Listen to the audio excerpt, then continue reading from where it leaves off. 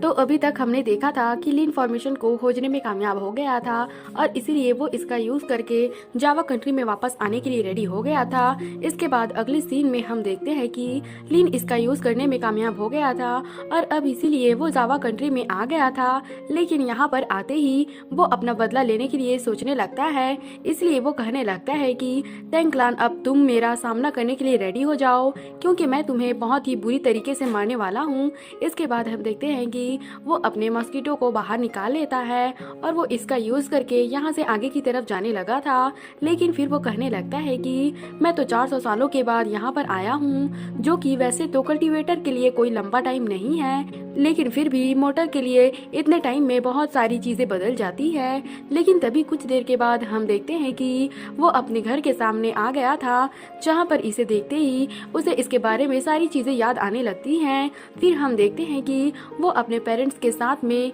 बिताए हुए पलों को याद करने लगता है, जहाँ पर उसके फादर ने इसे बहुत सारी चीज़ों के बारे में बताया था। अब इसीलिए हम देखते हैं कि इसके बारे में याद करके लिन काफ़ी इमोशनल हो गया था और फिर हम देखते हैं कि वो अपने एंसेस्टर वाले नेम को टच करने लगता है। इसके बाद हम देखते हैं कि वो अपने मदर की बातों को भी याद करने लगता है, जहाँ पर उन्होंने कहा था कि तुमने जो भी किया हो इस बात से कोई फर्क नहीं पड़ता, लेकिन फिर भी सभी को अपने आप प्रोटेक्ट करने की जरूरत है। लेकिन वहाँ पर हम देखते हैं कि लिन इनको बचाने के लिए कुछ भी नहीं कर पाया था और टैंग ने उसके आंखों के सामने ही इसके पेरेंट्स को मार दिया था। इसके बाद हम देखते हैं कि लिन अपने पेरेंट्स को याद करके अगरबत्ती जलाता है और फिर वो कहता है कि मैं अब यहाँ पर आ गया हूँ और मैं आपके सामने कसम खाता हूँ कि मैं टैंग फैमिली से इसका बदला जरूर लूंगा। लेकिन तभी लिन को पता चलता है कि यहाँ पर कोई आ रहा है, इसलिए वो तुरंत यहाँ से गायब हो जाता है। जिसके बाद हम देखते हैं कि एक लड़की दरवाजा खोलकर अंदर आती है, जो कि यहाँ पर कोल्ड पावर को देखकर हैरान हो गई थी और वो जले हुए अगरबत्ती को देखकर समझ जाती है कि यहाँ पर कोई आया था। अब इसीलिए हम देखते हैं कि वो इसके बारे में सोचकर परेशान होने लगती है और उसे बिल्कुल भी समझ में नहीं आता कि आज अचानक से यह जगह इतना ठंडा कैसे हो गया। लेकिन तभी इसी वक्त हम देखते हैं कि लिन इसके सामने आकर खड़ा हो गया था, जिसे देखते ही यह लड़की काफी डर जाती है और फिर उससे पूछने लगती है कि तुम कौन हो और तुम मेरे वांग फैमिली की एंसेस्टर वाले होम में क्या कर रहे हो। लेकिन हम देखते हैं कि लिन इसे कोई जवाब नहीं देता, बल्कि उससे पूछने लगता है कि स्पेशल कार्ड वाले आदमी से तुम्हारा क्या रिलेशन है। तब इस पर वो लड़की कहती है कि वांग तियानतु मेरे एंसेस्टर हैं, जो कि इस लिंक सेक्टर के एंसेस्टर का 4th ब्रदर और 4th अंकल है। तब इसके बारे में सुनते ही लिन समझ जाता है कि ये तो असल में उनके अंकल हैं। लेकिन तभी वो लड़की इसे बताने लगती है कि एक दिन पियामियो सेक्ट के एक इमोर्टल ने इनको कैद कर लिया था, जहाँ पर कि उन लोगों ने किसी चीज के लिए उनको मार दिया था। फिर वो लड़की कहती है कि उसके बाद से मेरी वांग फैमिली कैपिटल में भी डेवलप हुई है। लेकिन तभी हम देखते हैं कि उस लड़की की तबीयत खराब होने लगती है और इसलिए वो यहाँ पर नीचे बैठ गई थी। वहीं लिन कहने लगता है कि मेरी वांग फैमिली अभी तक भी जिंदा है, जो कि असल में मेरे वांग फैमिली के लिए किसी ब्लेसिंग से कम नहीं। लेकिन वही लड़की की तबीयत ज्यादा खराब होने लगती है, इसीलिए हम देखते हैं कि लिन ने भी इसे नोटिस कर लिया था और वो तुरंत ही अपनी पावर का यूज करके इसके स्पिरिचुअल एनर्जी के बारे में चेक करता है। लेकिन अब उसे पता चलता है कि इसके बॉडी में तो स्पिरिचुअल रूट ही नहीं है। फिर हम देखते हैं कि वो सितुनान की बातों को याद करने लगता है, क्योंकि उसने बताया था कि हर कोई स्पेशल रूट के साथ में जन्म लेता है, इसलिए इसके अंदर कुछ न कुछ स्पिरिचुअल एनर्जी जरूर होती है और इसीलिए स्पिरिचुअल रूट की क्वालिटी डिसाइड करती है कि वो इमोर्टिलिटी को कल्टीवेट के लिए क्वालिफाई है या नहीं। फिर उसने आगे बताया था कि जो इमोर्टल होते हैं वो आउटर वर्ल्ड से स्पिरिचुअल एनर्जी को एब्जॉर्व करते हैं, जबकि इमोर्टल केवल स्पिरिचुअल रूट के स्पिरिचुअल एनर्जी के भरोसे रहते हैं। तब इस पर लिन ने उसे पूछा था कि अगर किसी ने अपने स्पिरिचुअल रूट को खो दिया तो क्या होगा, जिस पर सितुनान ने बताया था कि अगर किसी इमोर्टल ने अपने स्पिरिचुअल रूट को खो दिया तब इसके वजह से उसे बहुत ज्यादा पेन हो सकती है और इसीलिए उसकी वांगसू भी कम हो जाएगी। लेकिन लिन को समझ में आ गया था कि यह मैटर इतना सिंपल नहीं है और इसलिए वो लड़की से पूछता है कि क्या तुम्हें इसके बारे में याद है कि तुम्हारा हेल्थ कब से खराब होना स्टार्ट हुआ था। लेकिन इस पर वो लड़की कहती है कि मुझे इसके बारे में याद नहीं, क्योंकि वैसे भी मेरे पूरे फैमिली की हेल्थ भी सही नहीं है और डॉक्टर ने भी इसके बारे में पता लगाने के लिए काफी कोशिश किया था, लेकिन आखिरकार वो भी इसके बारे में कुछ नहीं कर पाया। लेकिन लिन को समझ में आ गया था कि इसके पीछे पीछे जरूर ही किसी का हाथ है और जरूर ही किसी ने इनके स्पेशल रूट को निकाल लिया है। मगर तभी हम देखते हैं कि लड़की की हेल्थ फिर से खराब होने लगती है। इसलिए हम देखते हैं कि लिन इसकी हेल्प करने के लिए रेडी हो गया था और वो तुरंत इसके ऊपर अपने पावर का यूज करने लगता है। तब इसकी वजह से हम देखते हैं कि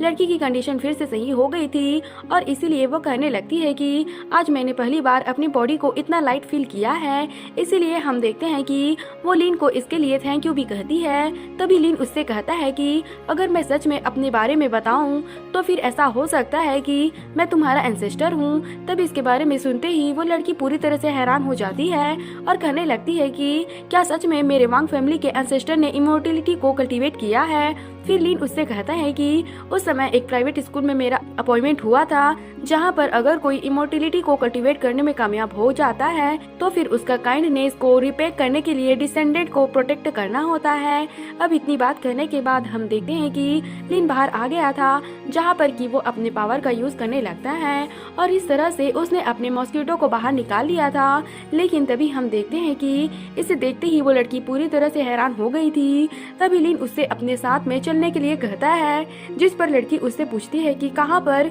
तब इस पर लिन उससे कहता है कि किंग ऑफ द कैपिटल में, जिसके बाद हम देखते हैं कि वो लड़की भी इसके लिए मान जाती है और फिर वो दोनों किंग ऑफ द कैपिटल में आ जाते हैं। लेकिन अंदर जाने से पहले गार्ड लड़की से इसके आइडेंटिटी के बारे में पूछते हैं और फिर इसके बारे में चेक करने के बाद वे इसे अंदर जाने की परमिशन दे देते हैं। जिसके बाद हम देखते हैं कि वो लड़की लिन को अपने साथ लेकर अंदर जाती है। लेकिन वहाँ पर हम देखते हैं कि लोगों की कंडीशन काफी ज्यादा खराब दिखाई दे रही थी और तभी एक आदमी गार्ड से यहाँ से बाहर जाने के लिए परमिशन मांगता है। लेकिन हम देखते हैं कि वो गार्ड उसे बाहर जाने की परमिशन नहीं देता और वो इसे थप्पड़ मारते हुए उसे नीचे गिरा देता है। तब इसे देख कर लिन कहता है कि सिटी से बाहर जाना तो और भी ज्यादा आसान नहीं है क्योंकि इसके लिए इन्वेस्टिगेशन और भी ज्यादा हार्ड है। तब इस पर वो लड़की कहती है कि शायद आपको इसके बारे में कुछ नहीं पता क्योंकि गवर्नमेंट को डर है कि अगर कोई यहाँ से बाहर चला गया तो फिर शायद वो यहाँ पर फिर से कभी वापस नहीं आएगा। इसीलिए जो फैमिली मेडिसिन को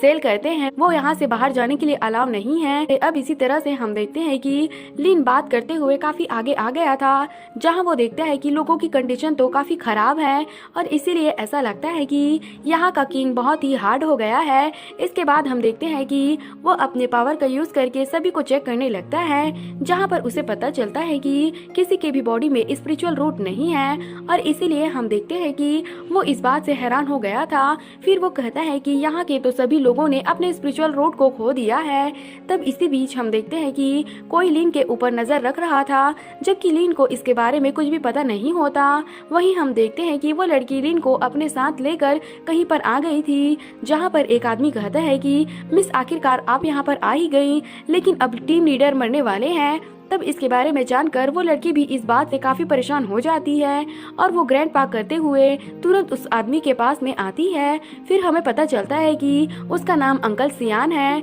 लेकिन अब वो इस लड़की को कोई भी जवाब नहीं दे रहा था। इसलिए वो लड़की इसके बारे में सोचकर काफी रोने लगती है। लेकिन तभी हम देखते हैं कि लिन भी यहाँ पर आ गया था, जो इसे देखते ही समझ जाता है कि यह तो काफी टाइम से थका हुआ है। तभी हम देखते हैं कि उस लड़की को लिन के बारे में याद आता है, इसलिए वो तुरंत ही इसके सामने रिक्वेस्ट करने लगती है और कहने लगती है कि प्लीज आप मेरे ग्रैंडपा को बचा लीजिए। जिसके बाद हम देखते हैं कि लिन भी अब उसकी हेल्प करने के लिए रेडी हो गया था, इसीलिए वो तुरंत ही अंकल सियान के सामने आता है और वो इसके ऊपर अपने पावर का यूज करने लगता है। अब इसके वजह से हम देखते हैं कि उसके बॉडी में स्पिरिचुअल एनर्जी कलेक्ट होने लगती है, इसीलिए इसे देखते ही सभी काफी खुश हो जाते हैं और वो कहने लगते हैं कि इसने तो सच में अंकल सियान को बचा लिया। तभी कुछ देर के बाद हम देखते हैं कि अंकल सियान को भी होश आ जाता है, इसीलिए यह देखते ही लड़की काफी खुश हो जाती है और वो तुरंत इसके पास आकर पूछने लगती है कि क्या आप ठीक हो।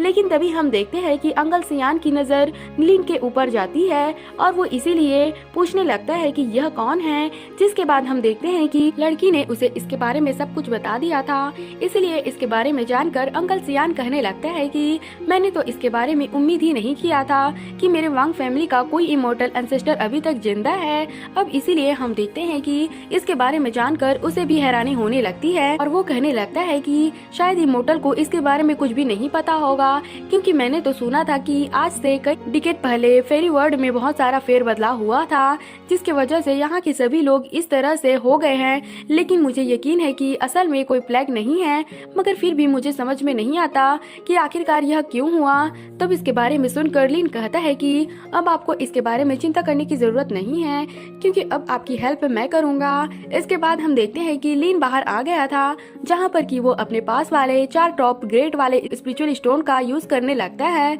और इसकी मदद से उसने यहाँ पर कोई फॉर्मेशन को क्रिएट कर लिया था। फिर हम देखते हैं कि इसके बाद इसके अंदर से बहुत सारी पावर निकलने लगी थी और वो यहाँ पर चारों तरफ फैलने लगती है। तभी यहाँ के लोग नोटिस करते हैं कि यहाँ के पेड़ फिर से हरे भरे हो गए हैं और इसके अलावा इनको भी यहाँ पर काफी रिलैक्स फील होने लगा था। तभी एक आदमी नोटिस करता है कि उसके सामने वाले लेडी के बाल फिर से ब्लैक हो गई है और वहीं एक लड़की देखती है कि उसके हस्बैंड फिर से सही हो गए हैं। तभी लिन कहने लगता है कि इस टाउन का नाम जुलिंग है और मैं गारंटी देता हूँ कि वांग फैमिली इसका सेंटर होगा। तब इसके बारे में सुनकर वे सभी इसके लिए उसे थैंक यू कहते हैं। लेकिन वहीं हम देखते हैं कि वो आदमी अभी भी लिन के ऊपर नजर रख रहा था, मगर तभी लिन को इसके बारे में पता चल जाता है और इसीलिए वो तुरंत ही अपने पावर का यूज करके उसे नीचे गिरा देता है। इसके बाद हम देखते हैं कि वो फिर से अपने पावर का यूज करके अटैक करने वाला था, लेकिन तभी वो इसे रोकते हुए कहता है कि ये मैं हूँ। जिसके बाद हम देखते हैं कि लिन भी उसे पहचान गया था और कहता है कि तुम तो ब्रदर जिंग वांग हो ना। तब इस पर जिंग कहता है कि मैं तो यहाँ पर आते ही तुम्हें पहचान गया था, लेकिन फिर भी मैं इसके बारे में पूरी तरह से कंफर्म नहीं था, इसलिए मैंने हर जगह तुम्हें फॉलो किया। तभी लिन उससे पूछता है कि हैंग्यू सेक्ट कैसा है। तब इस पर जिंग उदास होते हुए कहता है कि मैं तो काफी टाइम से वहाँ पर गया ही नहीं। जिसके बाद लिन उससे पूछता है कि तुम यहाँ पर क्यों आए हो, लेकिन हम देखते हैं कि जिंग इस पर कुछ भी नहीं बोलता, जबकि वहीं लिन ने अब इसके कल्टीवेशन के बारे में नोटिस कर लिया था। इसीलिए वो कहता है कि तुम्हारे बॉडी में तो स्पिरिचुअल एनर्जी सही से नहीं फैली है, इसके अलावा तुम्हारे मेरिडियंस भी काफी नाजुक हो गए हैं। तब इस पर जिंग बताता है कि मैं उस समय अपने एंसेस्टर के साथ में माउंटेन में गया हुआ था, जहाँ पर कि मैंने काफी टाइम तक कल्टीवेशन किया और आखिरकार इलेक्सिर फॉर्मेशन के स्टेज में पहुंच गया। जिसके बाद मैंने यहाँ पर आने का डिसाइड किया ताकि मुझे कुछ एक्सपीरियंस मिल सके और इसके अलावा मैं हीरो बनने के लिए भी काफी एक्साइटेड था, लेकिन मैंने उम्मीद नहीं किया था कि हमारे दुश्मन सेक्ट वाले मेरे ऊपर अटैक कर देंगे, जहाँ पर कि मैं उनका सामना करने के लिए कुछ भी नहीं कर पाया और वे मुझे कैद करके अपने साथ में लेकर चले गए। फिर हम देखते हैं कि उन लोगों ने जिंग को बहुत बुरे तरीके से पीटा भी था और इसके अलावा भी इलेक्सिर को रिफाइन करने के लिए इसके डिवाइन बॉडी का भी यूज करने लगे थे, जिसके वजह से हम देखते हैं कि जिंग की कंडीशन काफी खराब हो गई थी और अब इसीलिए वो यहाँ पर केवल एक डिसेबल बनकर रह गया है। लेकिन तभी हम देखते हैं कि लिन इसे पिल्स देता है और फिर कहता है कि तुम हर महीने इसमें से एक पिल्स को खा लेना, जिसके वजह से 7 महीने बाद कम से कम तुम्हारी आधी कल्टीवेशन रिकवर जरूर हो जाएगी। तब इसके बारे में सुनते ही जिंग इस बात से काफी खुश हो गया था। लेकिन अब हम देखते हैं कि लिन यहाँ से जाने के लिए रेडी हो गया था और फिर वो जिंग से कहता है कि हम फिर कभी जरूर मिलेंगे, मगर तभी हम देखते हैं कि जिंग कोई बात करने के लिए इसे रोकता है और कहता है कि तुम यहाँ के स्पिरिचुअल रूट वाले प्रॉब्लम के ऊपर ज्यादा ध्यान मत देना। तब इस पर लिन उससे कहता है कि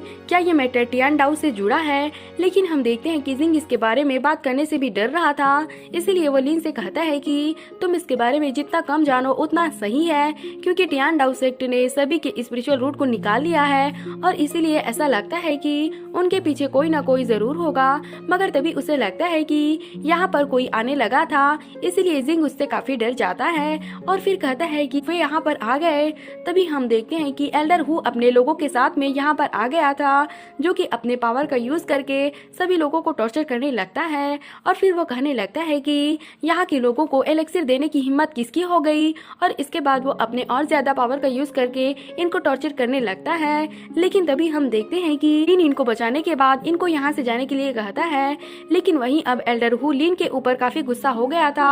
और वो कहता है कि क्या तुमने यहाँ पर ये सब करने की कोशिश किया है, लेकिन क्या तुम्हें पता नहीं है कि तुमने कितनी बड़ी गलती की है। तभी हम देखते हैं कि जिंग बात करने के लिए एल्डर हु के सामने आता है और कहता है कि मैं आपसे इसके बारे में कुछ कहना चाहता हूँ। फिर वो कहता है कि लिन ने अपने डिसेंट को केवल ब्लेसिंग दिया है, इसीलिए वो सेक्टर के साथ में कोई भी पंगा लेने की कोशिश नहीं करेगा। मगर हम देखते हैं कि एल्डर इसकी भी कोई भी बात नहीं सुनता और वो इस पर अपने पावर का यूज करते हुए कहता है कि तुम खुद को समझते क्या हो। और फिर हम देखते हैं कि उसने जिंग को नीचे पटक दिया था, लेकिन तभी हम देखते हैं कि लिन भी अटैक करके एल्डर हु के एक हाथ को काट देता है, जिस पर एल्डर हु कहता है कि क्या सच में तुम मुझसे पंगा लेना चाहते हो और क्या तुम टैंग फैमिली के साथ में दुश्मनी करना चाहते हो। फिर वो गुस्सा होते हुए लिन से कहता है कि मेरे पीछे टैंग फैमिली है और इसलिए मुझे किसी से भी कोई डर नहीं है। इसके बाद हम देखते हैं कि एल्डर हु के लोग लिन पर अटैक करने के लिए रेडी हो गए थे और इसलिए वो तुरंत ही अपने पावर का यूज करके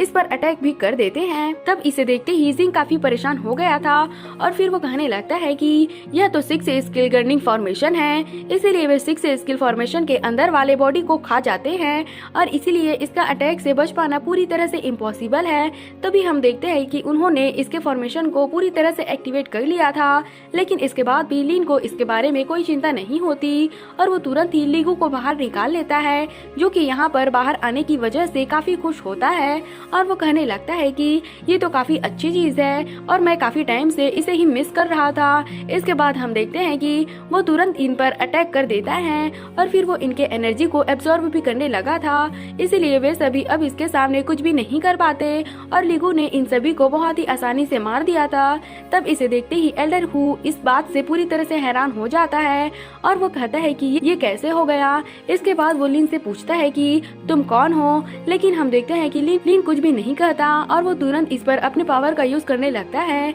और फिर वो कहता है कि अभी मेरे पास में हिसाब किताब बराबर करने के लिए टाइम नहीं है, इसलिए तुम्हें अपना बॉडी को खुद ही डिलीवर करना होगा। लेकिन इस पर एल्डर हु कहने लगता है कि तुम मुझे नहीं मार सकते क्योंकि तुमने टियानडाओ सेक्ट के साथ में पंगा लिया है और इसीलिए ऐसा करके तुमने टैंग को ऑफेंड कर दिया। मगर इसके बाद भी हम देखते हैं कि लिन को कोई भी चिंता नहीं होती और वो तुरंत इसे मार भी देता है। तब इसे देखते ही सभी पूरी तरह से हैरान हो गए थे क्योंकि अभी तक किसी ने भी टैंग के साथ में पंगा नहीं लिया था। तभी हम देखते हैं कि जिंग लिन के पास में आता है और उससे पूछता है कि क्या तुम सच में अकेले ही टियानडाओ में जाना चाहते हो। तब इस पर लिन कहता है कि टियानडाओ के साथ में और भी कई सारे सेक्ट बर्बाद होने वाले हैं और अब इतनी बात कहने के तुरंत बाद वो यहाँ से चला जाता है। जो सीन दिखाते हुए यह एपिसोड यहीं पर खत्म हो जाता है। तो अगर आप अगला एपिसोड भी देखना चाहते हो तो हमारे चैनल को सब्सक्राइब और लाइक जरूर करना। Thanks for watching.